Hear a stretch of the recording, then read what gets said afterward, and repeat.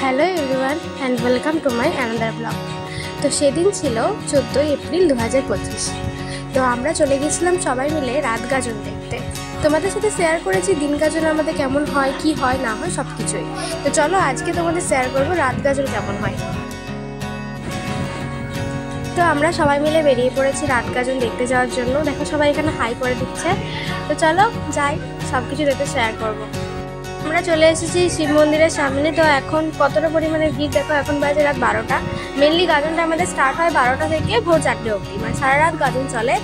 তো মানে প্রচুর পরিমাণে রিচুয়ালস আছে, ভক্তদের অনেক ধরনের ভক্তরা নিয়ম পালন করে।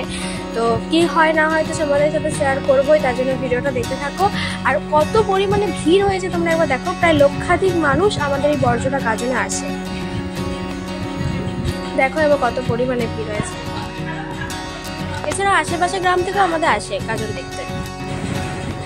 তো ঠাকুরকে দর্শন করে মেলা টেলা ঘুরে আমরা চলে এসেছি মাসির বাড়িতে। আমার মাসির বাড়ি থেকে আমি গাজনটা দেখবো। তো দেখো এখন দণ্ডি সেবা হচ্ছে।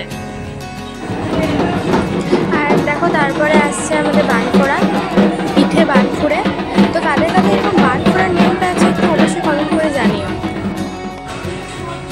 তো অগ্নিবাণ দেখার পর এলো গাড়ি বান। এরকম 6টা গাড়ি হয়েছে, গরুর গাড়ি। তো পাটা থাকে উপর দিকে আর মাথাটা থাকে নিচের দিকে।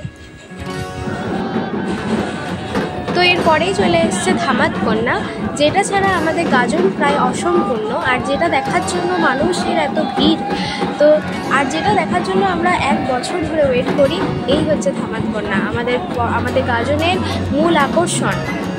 তো কেমন লাগলো ভিডিওটা অবশ্যই জানিও। তো দেখা হচ্ছে অন্য কোনো ভিডিওতে। তো বাই।